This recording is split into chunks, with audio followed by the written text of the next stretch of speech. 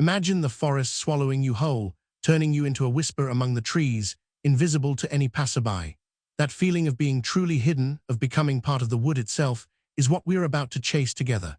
I'm standing at the edge of this ancient grove, the light filtering through a canopy that has watched generations come and go.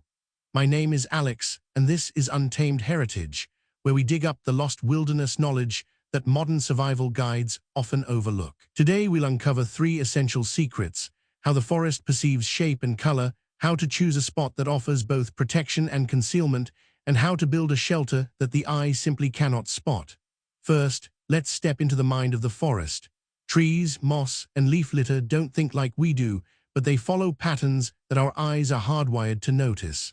The forest is a master of edge detection. It spots sharp lines and sudden contrasts like a predator spotting movement. That's why a straight wooden pole against a backdrop of tangled bark immediately draws attention. The key to blending in is to break up your outline, match the dominant hues, and mimic the texture of the surrounding surface. Think of the forest as a giant puzzle where each piece green, brown, gray fits together in a chaotic harmony.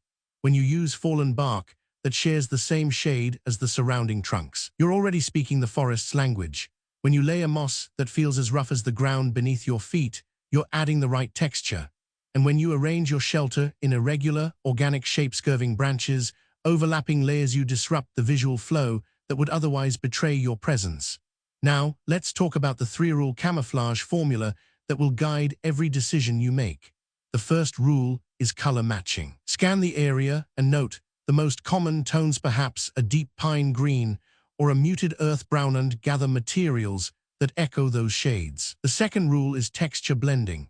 A smooth surface will stand out against a backdrop of bark and lichen, so always aim for roughness that mirrors the forest floor. The third rule is disruptive shape.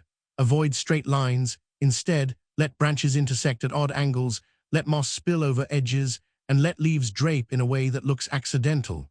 When you combine these 3 principles, you're not just hiding, you're becoming a continuation of the forest's own design. Choosing the perfect location is where intuition meets technique. A good spot feels like a natural extension of the environment, not an intrusion. Look for a gentle rise that allows water to run off, but stay away from open clearings that scream for attention.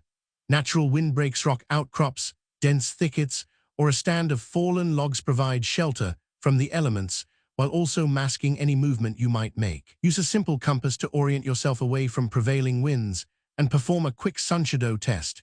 If the area stays cool and shaded for most of the day, you found a place that will stay comfortable and less visible.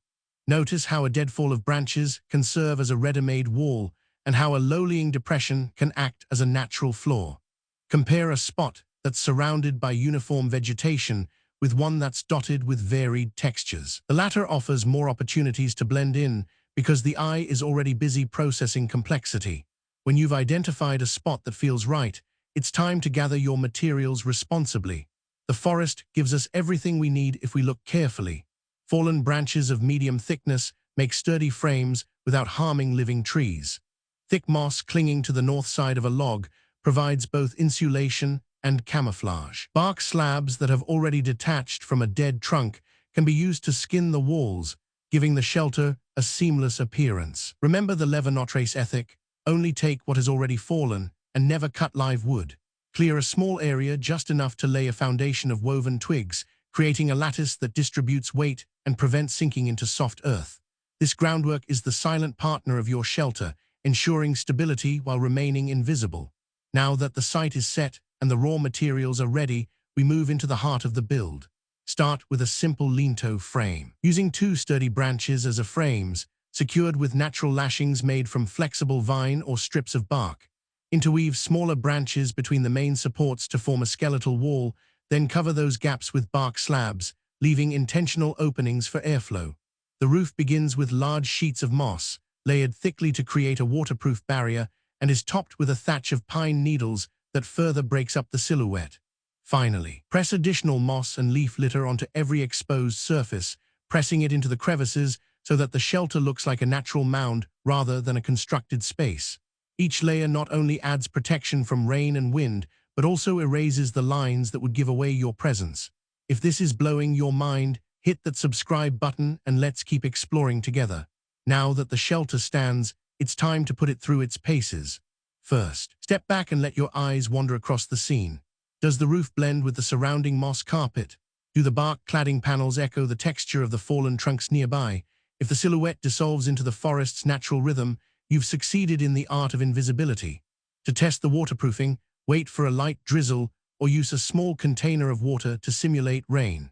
Watch how the moss and pine needle thatch shed the droplets, channeling them away from the interior. A well-crafted natural roof will bead and roll off, keeping the floor dry and the interior warm. Inside, feel the floor beneath your boots.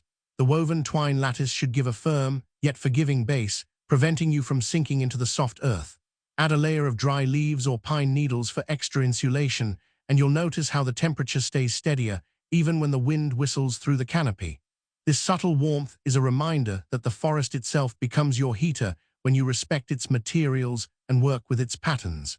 Now, consider the shelter's breathability. Small gaps left between bark slabs and the interwoven branches are intentional.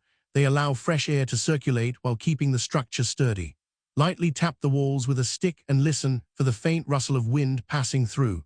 If the sound is muted, you've achieved a balance between protection and ventilation, an essential factor for any long-term stay in the wild. With the shelter tested, let's talk about camouflage in motion. A static structure can blend, but a moving human can betray the hidden haven. Practice moving slowly, keeping your shoulders low and your steps deliberate. Use the surrounding underbrush as a shield, stepping from shadow to shadow as a predator would. When you need to exit, do so at dusk or dawn, when the forest's colors shift and the eye is less attuned to detail. This practice of silent movement reinforces the shelter's purpose, to be a sanctuary that the forest does not notice, even when you come and go. If you're wondering how to adapt this design to different environments, the core principles remain the same. In a pine-dominated stand, swap the moss for lichen and use pine bark for the walls. In a deciduous grove, gather broadleaf litter and fallen hardwood bark. The key is always to match the dominant hues, mimic the texture, and break up any straight lines that might catch the eye. By observing the local flora and learning its language, you can translate this shelter concept to any wilderness setting. Let's pause for a moment and reflect on why this knowledge matters. In a world where technology often distances us from the land, mastering the skill to disappear into the forest reconnects us with an ancient rhythm. It teaches patience, observation, and humility. It reminds us that the wilderness is not a backdrop for our adventures, but a living partner that can shelter us when we listen.